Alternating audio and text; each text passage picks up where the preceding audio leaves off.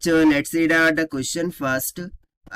At a certain instant, a particle-like object is acted on by a force F vector is equals to 4.0 Newton I cap minus 2.0 Newton J cap plus 9.0 Newton K cap, while the object's velocity is V vector, which is given to us minus 2.0 meter per second I cap plus 4.0 meter per second K cap.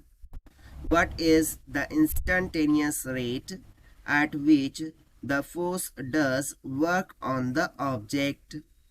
So यहाँ पर basically एक certain instant पर particle light object के लिए हमें force vector देख रखा है, उसका वेलोसिटी वेक्टर देख रखा है।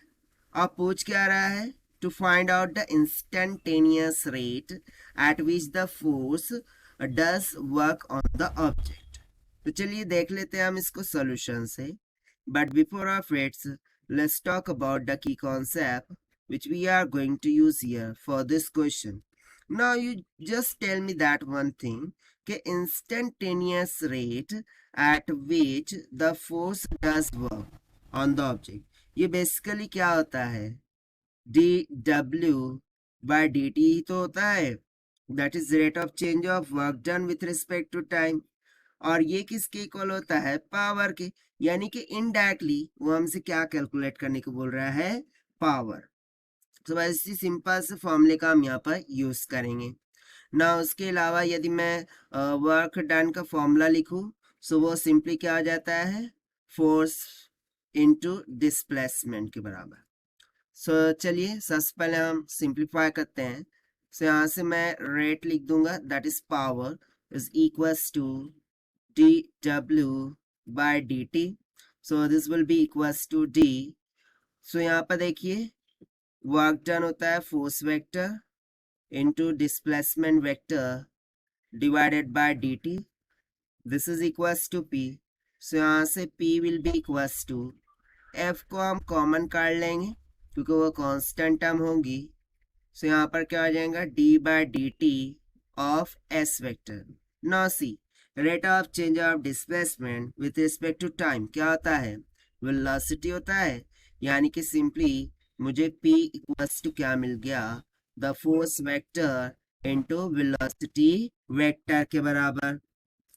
देखिए यहाँ पर हमें फोर्स वेक्टर की वैल्यू गिवन है, वेलोसिटी वेक्टर की वैल्यू गिवन है, सब्स्टिट्यूट करते हैं और रेट कैलकुलेट कर लेते हैं। so, यहाँ से मैं पावर और या फिर हम बोल सकते हैं कि रेट एट विच फोर्स क्या वर्क करती है ऑन टू द ऑब्जेक्ट, वो क्या आ जाएंगी?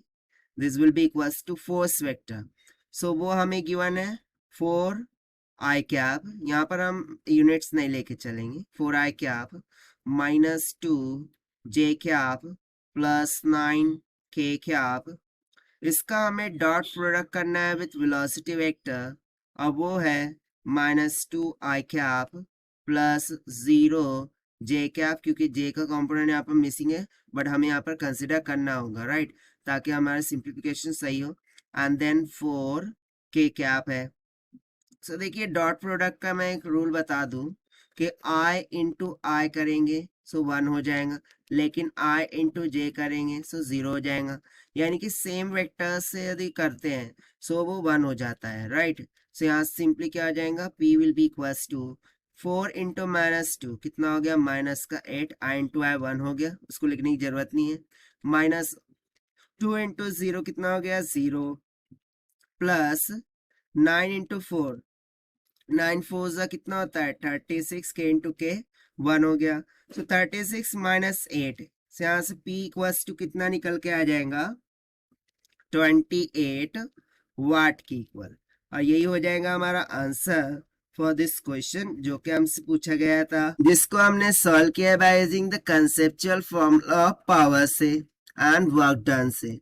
So this is the required solution. I hope you understood well. Best of luck. Thank you.